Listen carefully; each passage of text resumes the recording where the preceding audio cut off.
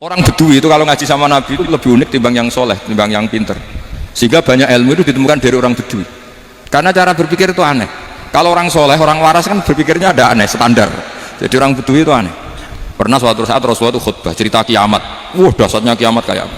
Semua orang diam nangis semua. Orang Bedui enggak, lebih cerdas.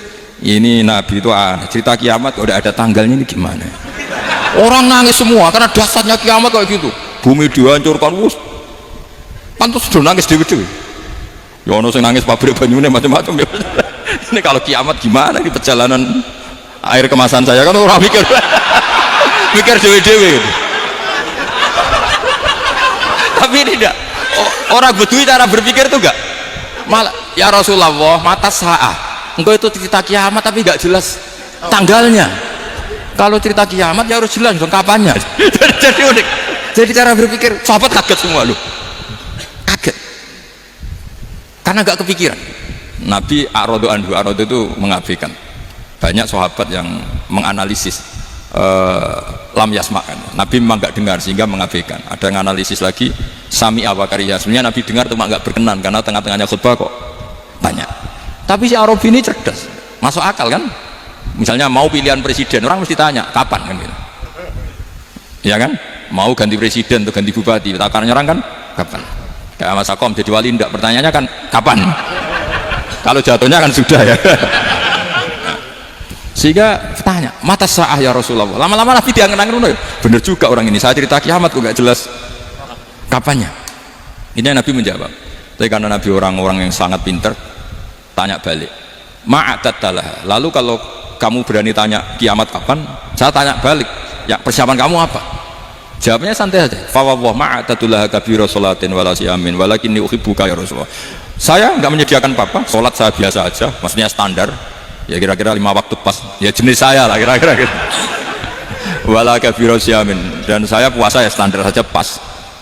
Walakinni uhibbuka ya Rasulullah, tetapi saya mencintai engkau ya Rasulullah. Jawabannya Nabi apa? Almar'u ma'aman ahabba, sebagian riwayat anta ma'aman ahbabta. Jadi hadis itu populer tuh barokahnya wong desa tadi. Andai kan dia punya etika, maka sowan dulu tanya 4 mata, itu jadi hadis ahadi. Tapi barokahnya dia selonong di depan umum, zaman Nabi khutbah itu jadi hadis mutawatir. Jadi kadang barang baik itu barokahnya orang yang enggak baik. Maksudnya su'ul adab, tanya gitu kan su'ul, tapi itu barokah. Akhirnya hadis itu mutawatir karena didengar ribuan sahabat yang mendengarkan khutbahnya Rasulullah. Tapi kalau hadis itu satu-satu kan khossoni bidzalika Rasulullah, khossoni bidzalika Rasul, itu nanti jadi hadis ahadi yang kualitasnya jauh di bawah hadis mutawatir. Jadi barokahnya orang su'ul adab ya ada, karena Allah yang mendesain ini. Akhirnya kata sahabat, kata Anas bin Malik, mereka itu mangkelnya bukan main sama Arabi tadi karena tanya nggak sopan sama Rasulullah. Tapi setelah Nabi jawab almar'u ma'aman ahabba fama farihu bisyai'in farahahum bidzalika. Mereka tidak pernah senang dengan hadisnya Nabi sesenang riwayat almar'u ma'aman ahabba. Barokahnya Arabi. Makanya saya sebagai kiai ini Bedui saya tak pertahankan ila yaumil qiyamah. Karena umat ini pernah terbarokahi oleh orang apa? Bedui. Subal barokai suladab tadi.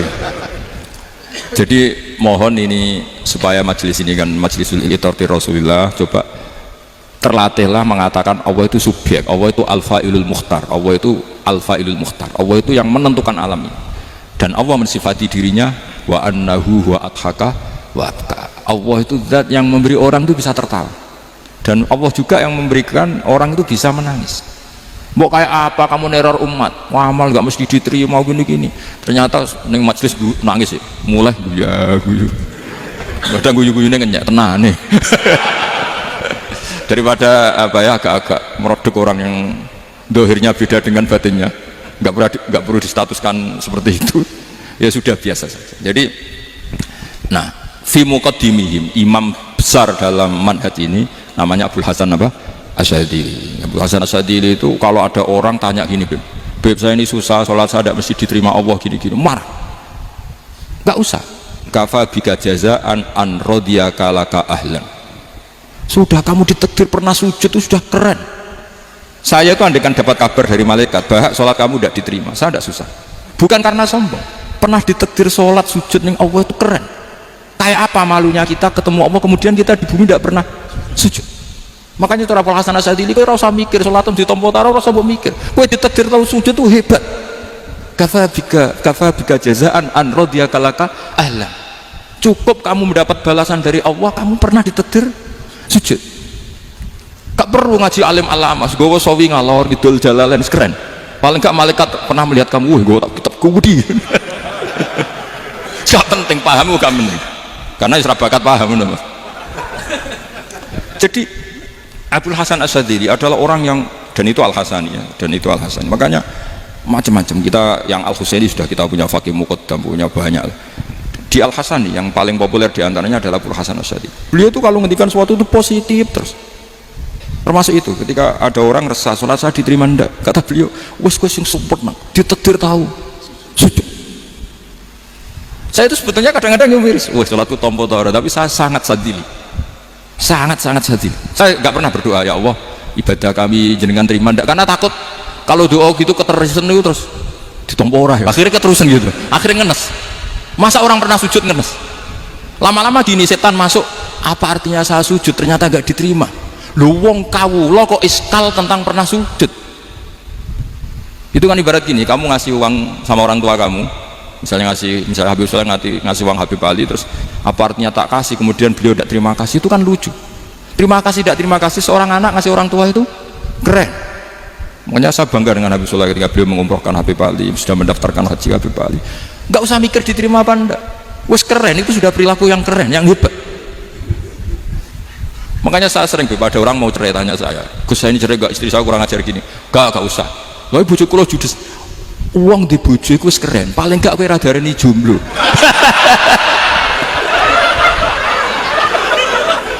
Oh diarani dudul ora enak. Wes luwe sabar di diarani dudul mek diarani bojo judes. Enak bojo judes cek gagah. Di bojo lah. Oh iya. Provokator itu. Jadi kafabi gajazaan an radiyaka laka ahlan, sudah ditakdir pernah sujud itu sudah keren. Dulu ulama ala hadan nampak. Ulama dulu cara berpikir seperti itu. Makanya ulama dulu kalau nafsiri wasjud waqtarib sudah pernah sujud. Di Quran enggak pernah ada ayat wasjud lan sujudo sira ingkana kada wa kada ingkunta mutayakinan bikobuli sujudi, kan ada sujud ya sujud saja, tidak usah mikir makbul apa tidak makbul, sudah kalau sujud pasti waktari. Terus saya sebenarnya ya sebagai orang yang kadang kuti sholatku ditompo tau orang, tapi kalau keterusan nanti ada was-was yang mengatakan opo artine sholat. Lu tuh kan ngeri seorang hamba sing uripe ning bumine Allah kemudian menyoal pernah sholat hanya karena takut gak diterima. Itu kan geblek banget. Saya jenis kiai yang di partai itu. Saya enggak tahu kalau kan yang dikom. Sedih mata saya kamu kau keren plus. Jadi, nah nanti kalau misalnya ada manhajnya Habib Soleh yang tidak seperti itu tidak apa-apa. Mungkin supaya orang nggak takabur, nggak fakhr. Sehingga makanya mulai dulu lama itu ya partainya kalau nggak rojak ya khauf. Nah saya ini yang jelas terang-terangan ikut partai rojak saja, apa? Partai rojak, karena banyak yang sudah di partai khauf. Tapi saya rojak yang bil ilmi tadi. Makanya Sayyidina Umar radhiyallahu anhu itu yang namanya sama sujud. Saya itu punya kitab. Habib Soleh pernah tak tunjukin tulisan tangan saya. Muji-muji sujud. Sayyidina Umar ketika ditusuk seorang gila itu Majusi ya. Abu Lu'lu terkenalnya itu. Itu Hulamul Mughirah terkenalnya. Ditusuk, dia sahabat, beliau sahabat, wali. Jadi nusuk Umar itu kayak apa? Nusuk Mas Akom aja dosa besar, apalagi nusuk Umar. Itu ketika ditusuk, dia itu ya punya dendam. Namanya manusia itu punya dendam. Maksudnya namanya orang kan mangkel sama yang nusuk. Kalau orang mangkel itu inginnya kan yang nusuk itu masuk neraka. Tapi apa kata Umar? Ngendikan gini, tanya pertama, yang nusuk saya siapa? Orang Majusi. Orang Majusi, Hulamul Mughirah. Alhamdulillah alladzi lam yaj'al maniyati biyadi rajulin lam yasjud laka sajdatan yuhaju biha indaka yaumil qiyamah. Saya itu senang Gusti, yang nusuk saya orang yang nggak pernah sujud sama jenengan. Jika kalau saya dendam supaya dia masuk neraka, saya nggak takut orang itu nuntut sama saya. Tapi kalau dia pernah sujud, pernah sholat, kemudian dia masuk neraka karena nusuk saya, kemudian dia berargumentasi, saya pernah sujud ya Allah, kenapa engkau masukkan neraka? Saya tidak berani jawab ya Allah, saking hormatnya sama yang namanya sujud. Jadi kamane dendamnya kesampaian cara Jawa. Dendam dengan tanda kutip ya, tidak makna semestinya. Jadi mangkel mbek sing nusuk nak mlebu neraka pantas wong ora tau sujud wae Gusti gitu. Tapi kalau pernah sujud kemudian dia masuk neraka karena saya, bisa yuhajuni biha yaumal qiyamah. Jadi kayak apa sujud? Saya apa? Nabi itu kalau muji sujud sampai ngingetkan wa hatta takuna sajdatul wahidatu khairan minad dunya wa ma fiha. Nanti kalau kamu di akhirat ketemu Allah, kenangan terbaik kita apa? Di dunia pernah sujud. Keren kan? Cara ning pondok wis tau bayar syariah lho. Cara sowan kiai tau ngapopi Mas. Wis go jajan. Nah tapi kadang syaitan itu masuk tadi. Apa artinya sujud gak mesti ditompo, apa artinya sowan Habib ngaturi gak mesti ditompo, ngaturi kiai. Akhirnya ada ketakutan. Nah kalau ketakutan ini berlebihan lama-lama, ma faidatus sujud. Wah itu sudah buruk sekali wong hamba kok tanya ma faidatus sujud. Ini di pentingnya madzhab-madzhab Syadzili. Jadi saya ngaji agak-agak uraan wa amdan. Kalau ini watak sudah bukan. Jadi uraan itu ada dua, ada yang amdan bismil ilm, ilmunya banyak terus milih manhaj. Insya Allah saya partai itu. Ada yang uraan bakat Mas. Ada ya? Ada apa banyak? Nah sebetulnya khauf juga gitu Bim. Ada khauf itu karena ilm. Ada Habib alim alama atau kiai alim alama, dia tahu masyarakat kalau ngikuti Gus Bak nanti jadi fakhr, kurang tawaduk, terus dia milih partai khauf. Lah yang buruk itu ada kiai yang milih khauf pancen dari awalnya sati cilik ya. Jenisnya wis sati. Jadi sebenarnya dia tidak cukup ilmunya nerangkan khauf, cuma jenisnya wis sati cilik. Wong ning omah lawang dikunci ono gludek-gludek, ono hantu putih. Jadi ya sama, yang bawa rojak bisa bawaan dablek, yang bawa khauf bisa saja bawaan ati cilik. Nah kita ingin yang bawa rojak ya bismil ilm, yang bawa khauf juga bismil ilm. Ya ono teh Mas, wong sing ati gede mengganen dua blek, tapi enggak bawaan rojak, memang bawaan dablek. Ada yang ati cilik tapi bawaan khauf. Jadi mengatakan khauf tapi sebetulnya bawaan ati cilik. Nah kita ingin nyanda kalau rojak bismil ilm kayak Abdul Hasan Asyadzili, kalau yang kampanye khauf kayak Sayyid Abdul Haddad bawaan apa? Ilm. Sehingga kita ini Qul inni ala bayyinatin mir rabbi, semua itu berdasar ilmu sing jelas wilo-wilo. Makanya semua nabi memaklumatkan apa? Qul inni ala bayyinatin mir rabbi. Jadi semua ilmu syaratnya apa? Bayyinah. Bayyinah itu kebenaran ilmiah sing jelas wilo-wilo. Makanya itu yang disebut Allah Subhanahu wa taala mensifati kekasihnya yaitu Nabi Muhammad sallallahu alaihi wasallam, lam yakunil ladzina kafaru min ahlil kitabi wal musyrikina munfakkina hatta ta'tiyahumul bayyinah. Rasulun minallah yatslu suhufan mutahharah. Niku Kanjeng Nabi saking cerdas meneh dek wong Islam, wong musyrik, wong kafir ngerti logika yang dibangun Nabi saja kuat infikak dari kemusyrikannya. Makanya disebut munfakin. Orang-orang musyrik, orang-orang kafir tidak munfakin, tidak tercerabut dari akar akidahnya hatta ta'tiyahumul bayyinah. Itu siapa? Rasulun minallah yatslu suhufan mutahharah. Masyhur itu debatnya Nabi dengan orang-orang musyrik. Mereka bilang, ya Muhammad, kita ini urusannya banyak, kasusnya banyak, lalu anda mengajarkan ke Tuhan satu. Masa urusan banyak cukup Tuhan satu? Itu enggak fair Muhammad. Aja'alal alihata ilaha wahida inna hadza la syai'un ujab. Urusan kita banyak, masyakil kita banyak, muskilah kita banyak. Kalau Tuhannya satu enggak cukup Muhammad. Nabi dengan santainya memberi penjelasan. Ya sudah gini saja. Kalau kamu jadi budak atau pembantu, majikan kamu banyak. Semuanya merintahkan kamu, semuanya bikin aturan untuk kamu. Kamu suka enggak? Ya enggak suka Muhammad. Kalau majikan kita banyak repot. Ya sudah, Tuhan kamu itu majikan kamu. Kalau banyak perintahnya beda-beda kamu pusing. Ya udah Mat, Tuhannya satu aja Mat. Karena Nabi bayyinah, orang itu bisa dibalik-balik pikirannya. Dan makanya disebut daraballahu mathalan rajulan fihi syuraka'u mutasyakisuna wa rajulan salamal lirajul hal yastawiyani masalah alhamdulillah. Jadi Nabi itu kalau adu argumentasi itu luar biasa. Jadi segampang itu Nabi memberi apa? Argumentasi. Karena beliau adalah al-hujjatul balighah. Jadi Nabi itu gak pernah kalah. Pernah Nabi debat sama orang Yahudi, Muhammad, saya ini turunan Ibrahim, kita ini Israel ya, kita tahu Israel adalah turunan Nabi. Israel nama lain dari Yakub, Yakub bin Ishak bin Ibrahim. Padahal Yakub ini punya anak namanya Yahuda, makanya Yahuda bin Yakub bin Ishak bin. Kita ini yang mirip Ibrahim, bukan kamu. Tapi orang Yahudi itu gak apal nasabnya, sehingga mereka bilang kita ini saking baiknya Ibrahim saja pengikut kita. Terus digojlok oleh Nabi, Ibrahim itu buyute Yahuda, makanya digojlok, ha antum haula ihajatum fi malakum bi ilm falimatu hajuna fi ma laysa lakum bi ilm. Kita adu debat ini sudah ilmiah, kenapa kamu menjadi tidak ilmiah? Kenapa Muhammad? Terus Allah nurunkan wama unzilatit Taurat wal Injilu illa min ba'di afala ta'qilun. Artinya gini, kalau Ibrahim dikatakan Ibrahim Yahudiyah, itu sama dengan saya berkali-kali podo karo sampean saling ngendikan Mbah Zubair itu pengagumnya Gus Roji misalnya. Padahal Gus Roji bin Ubab bin Maimun bin Zubair, misalnya Gus Roji bin Kiai Haji Ubab bin Kiai Haji Maimun bin Kiai Haji Zubair. Nah Ibrahim itu kan Yahuda bin Yakub bin Ishak bin Ibrahim. Terus mereka bilang Ibrahim itu pengikut Yahudi. Itu kan kebalik-balik. Kayak Habib Hasan itu pengagum Habib Soleh. Kan Habib Hasan rohnya ini di mana ini sih mbahnya kok dianggap. Nah sehingga orang Yahudi ketika Nabi berdebat beda dengan Nabi Muhammad SAW. Ketika ditanya kenapa kamu yakin agama tauhid millata abi, karena ini agama nenek moyang saya, millata abikum apa Ibrahim. Jadi jelas akhirnya orang Yahudi ngerti. Ya kan sama dengan mengatakan tadi Pak Karno itu pengagum Puan Maharani, kan aneh nggak kalimat itu. Mbah Hasyim Asy'ari itu pengagum Gus Dur, gak lucu itu. Jadi Nabi itu orang yang bayinah itu kalau menerangkan kebenaran itu bahkan orang kafir pun bisa infikak, bisa munfakin, tercerabut dari akar kafir. Nabi itu mudah sekali merubah logika. Makanya di Quran sering ada kata aro'aitum, karena memang tadi. Nah saya mohon apapun pilihan anda rojak kayak Abdul Hasan Asyadili tadi, ketika orang resah sujudnya diterima apa enggak, sholatnya diterima apa enggak, beliau bisa berargumentasi betapa pentingnya sujud. Wes aja kowe iku kawula, tahu sujud iku keren. Sampean bayangkan betapa malunya kita kalau kita ketemu Allah kemudian di dunia enggak pernah. Lho paribasane kula mlebu swarga lah wisin. Mlebu swarga tapi ning dunya ora tahu wisin. Sama seperti kowe di guru sak urip-uripmu ora tahu salam template wisin.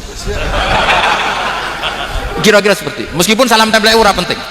Ya ora penting to, misalnya soleh salam template 50.000 duwe wis akeh ngono kan. Nah mereka penting kudu rokok. Itu bukan nilainya kok, betapa malunya kita. Saya dulu mau sarang, andai kan tidak pernah khidmah sama iya malu tenan sebagai apa? Santri. Makanya Sayyidina Umar ketika beliau dibunuh orang, itu pertanyaan pertama, dia pernah sujud? Enggak pernah. Andai kan dia pernah sujud, maka saya tidak berani masukkan dia masuk neraka. Takutnya dia protes sama Allah, ya Allah saya pernah sujud, kenapa harus di neraka? Atau Umar ditanya Allah gini, Umar, kue ridho wong sing tahu nyembah aku kemudian dia di neraka, kayak apa? Jadi makanya Umar ketika wafat ketika alhamdulillah alladzi lam yaj'al maniyati biyadi rajulin lam yasjud laka sajdah. Ya jadi saya mohon sekali jadi majelis ini sebagai majelis mubarak, caranya tauhidnya dibenarin. Apa tauhidnya dibenarin? Jadi Allah itu adhaka wa abka, Allah itu al-hadi, Allah itu ar-razzaq. Sehingga menteri ekonomi mbok salah rumusillah wong tetep mangan. Mergo Allah itu ar-razzaq. Mbok negara dikelola keliru lah wong tetep mangan, wong Allah itu ar-razzaq. Kiai rada akeh sing di masalah, tapi ya tetap agama ini jalan. Lho andai kan syaratnya agama ini kayak ini bener, wah ya repot. Kowe iso bangno masakom bener terus.